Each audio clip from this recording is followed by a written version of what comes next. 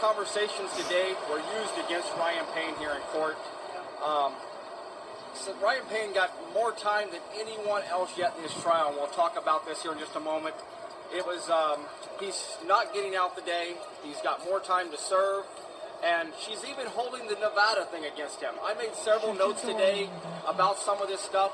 She made references to his smile when he hugged Ammon Bundy or hugged John Richtimer, how he smiled and the look on his face. Like thumbing the nose. Look like a thumb in the nose at the federal government, or him taking pictures down in the wash.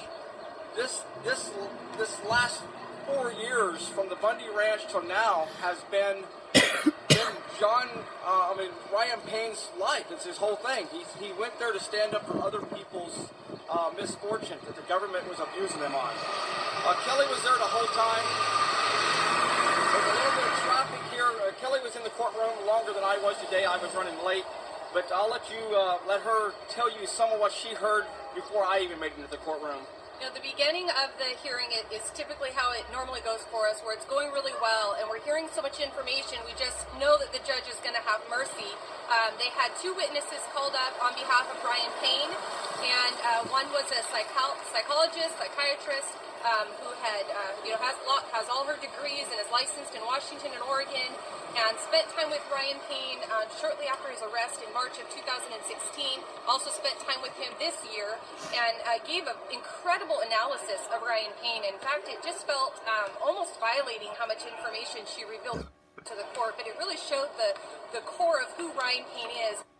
And she actually went into much of his military background, what he did for our country. Our country made him, and I might say things that offend some of you today, and I'm sorry if it does, but our country made him a trained killer. He is a murderer in other countries' eyes, and that is what our country trained him to do. They also trained him to run special operations. They trained him to teach and to train others in combat, how to keep themselves alive. She went through how there was one point in his military training, his military time in Iraq. He served 2 tours in Iraq at the age of 17, enlisted in the military. And there was one point where he was on for 24 hours under constant fire with his unit, and his superiors did not come in and get them. And for 24 hours, every one of them thought they were going to die. I do not know in that instance how many of them died, but Ryan has spoken about his brothers who died in Iraq that he was very close with. So this psychologist went through incredibly well, did a wonderful analysis of Ryan Payne, and every bit of it came to the conclusion that Ryan Payne is not a threat to the public. Ryan Payne wants to defend and protect and serve.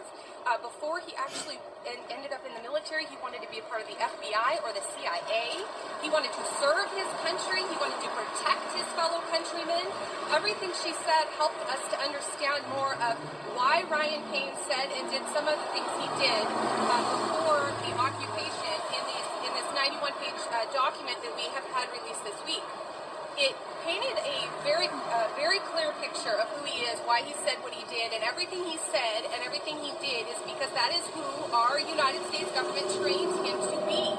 And had he occupied a refuge-type scenario in Iraq, he would have received even more medals than he received in the 2 tours that he was gone, one of which, one medal I wrote down that I thought was interesting, he received 2 medals on the global war on terrorism, which is so ironic because then he comes to the United States, he thinks he's defending and protecting the Hammonds, and being really psyched up by informants, helping him to have his post-traumatic stress syndrome triggered and get him in this military mindset, and then now he's seen by the public as a domestic terrorist. One thing that he knew, it came out in court today, he knew what his government was capable of, how his government had been killers over in Iraq, and how he had done even some of these horrendous things to other countries himself. He went to the Bundy Ranch not to take lives, but to protect, and to the same way with the Hammonds. He went to protect them against the same government that trained him to kill and murder people in other countries. In fact, he said that he was coming and doing the things he did here after his time in Iraq because he was trained in the military to take people's liberties away. But now back on U.S. soil, he was determined that he would instead protect people's liberties and no longer be the threat that his government created him to be. And for those very things that he was created to do are what he was literally persecuted for in this courtroom today. In fact, they said he was the most culpable of this entire thing because he used his training from the military to train individuals to create guard duty rotations, do the shooting in the back at the refuge. And his attorney tried to explain all of that was because that's what he was taught to do, was to make sure everybody had proper safety with their firearms. They knew how to shoot. They were on proper rotation, so the men were getting sleep. He was literally doing everything he was trained to do, and she said because he did those things here, that he is more culpable, that they would not have been able to fortify the refuge the way they did without Ryan Payne, and that his very military training that he received and received honors for is now why he's going to sit in jail longer, because he used that military training at the refuge, which is what our government trained him to do. Going back to these 91 pages of documents, some people wondered if we knew about these all along or the defendants knew about them all along. Yes, everybody knew it. Lots of people knew about these. The defendants definitely knew about the documents. The government chose to seal these documents from day one from the public. They didn't want the public to know about these because there's people in here they're trying to hide that's never been arrested. Right, and Ryan Payne actually filed a motion in 2016 to suppress this evidence from the trial if he went to trial, and he did not win that motion. So this information has been out there. It's not like what we just learned was completely groundbreaking information. The important things that came out of it ultimately is that there was a lot of informants that were trying to sabotage Ryan Payne and really capitalize on his military training to make him to appear scary so that they could paint the narrative that they wanted, which was that this is a scary armed military operation, when in fact wasn't. And nothing that was said in the 91-page document was carried out. None of it was translated to Ammon Bundy and acted upon. So nothing that they discussed in these documents actually came to fruition, but it allowed the media to demonize these people and to say, look, this is how scary they really are. And they used it against him today in court. Oh, yeah. All these words that never made it into court against nobody, these words of other people made it into court today. And yes, I seen someone posted it there. Ryan Payne was sentenced today to 37 months in prison, yet to be the longest one in any of the defendants in this case.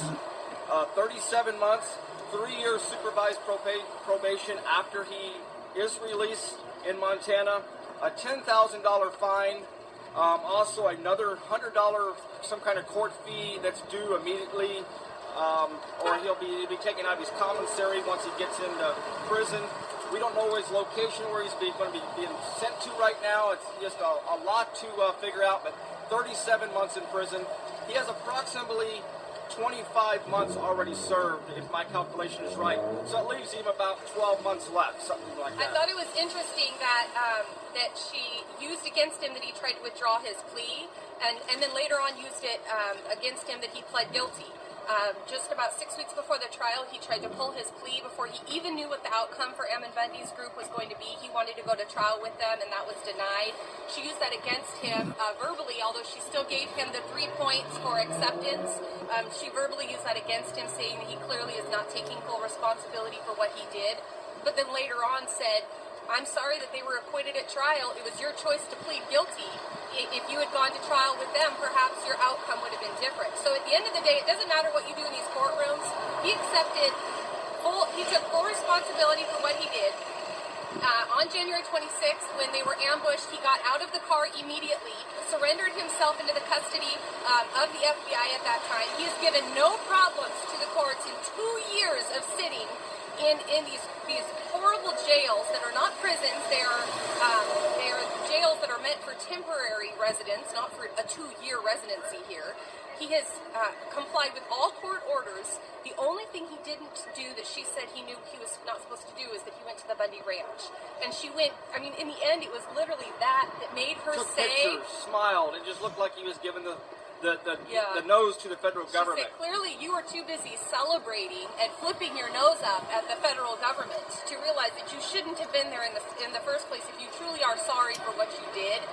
After 2 hours of the psychologist of another witness who Ryan helped get on as an electrician. We have a great character reference to countless letters that were sent in, all kinds of testimony proving that Ryan Payne has never been a threat to the public. He has no criminal record before this, and at the end she said, "I'm hearing everything you're saying, but those pictures were still taken in Bunkerville after the verdict, or after the dismissal of the charges, and it looked like you were too busy celebrating to really be remorseful about what you did at the refuge." Pictures. And she brought up that it's still not over in Nevada. Yeah. That the federal government still wants another chance at even you, Ryan Payne, Ryan Bundy, and Cliven Bundy. That the federal government still may retry you. That's a decision yet that...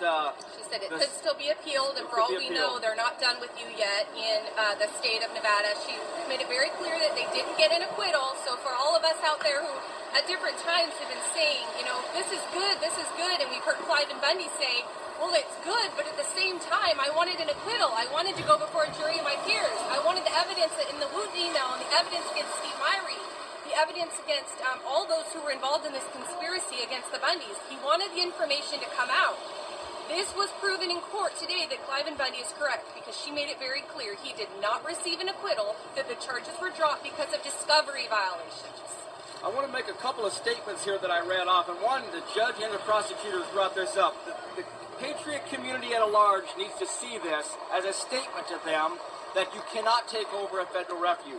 You cannot stand up against your federal government. You cannot protect the Hammonds. You cannot do these things. The judge even made this statement that this needs to be made a sentence that will shock the minds of the people that they will not stand up against the federal government. She said, without Payne, I don't believe that they could have taken over the refuge. So she believed without Payne that they couldn't do it. There's no documents ever that Payne ever planned on taking the refuge himself. He didn't even ever do the call to actions telling people to come. Literally, it was all this behind-the-scenes work with Operation Mutual Defense and all of these recordings, which his attorney tried to make the point that this is all protected under his First Amendment right. That it was literally just guys talking. There was no true planning that was done. There was no strategies that they were bringing forth to actually carry this stuff out. This should all be protected under the First Amendment, and instead it's being used against him. Instead of his actions at the refuge being used, she's trying to base his need for 37 months in jail based on words that he had with a group of guys, many of which were informants, triggering him to discuss the things he did. When he went to Ammon Bundy and spoke to the others, they quickly put all of their minds at ease that this would not be happening. We're not taking any form of force against anybody. If the Hammonds don't want help, we're not going to go and truly take the Hammonds over and all of that. So none of that was taken into consideration. But all of these phone calls that were put not even out to the public, which his attorney tried to state, this was put into a Dropbox that didn't even need to still exist. It didn't get put out. It was a private Dropbox. Why was it there? Why was it allowed to be later given over to the courts? It was private. He didn't post it publicly and tell people to come, and yet he received 2 years longer than even that of John Ritzheimer, who was in the pictures also, was seen as a leader, did calls to actions. Jason Patrick was the longest sentence at 21 months. This is just absolutely ludicrous that we are prosecuting him more harshly because of his military service and because of the training he was able to do at the refuge. So when we say things like support our troops by telling them ahead of time, if you go and become a trained killer, when you get home, you will be seen as a murderer. Your government will treat you as such. They will use you to, as Ryan Payne said today in his testimony, that was conveyed through the counselor, that they used him to destroy cities, to kill families, and he saw what he did, and he came home to repent of that, and now he is literally being persecuted more harshly because they know what he's capable of, because they created him. So if you want to support our troops, you tell them ahead of time what they're getting into, because they're going to come home and have what he has, which the counselor said was moral wounds, there was a statement they made that I thought was important on if you go ahead and you become moral injury, that he came home with moral injury because he realized that what he thought he was doing in Iraq he wasn't really doing. He thought he was protecting the American people, and all he was doing was killing people, and he came home with moral wounds that he now had to deal with. It was very obvious today. The judge brought up the not guilty verdicts of the other defendants. It was very obvious that she was holding that against Ryan Payne. Very obvious she was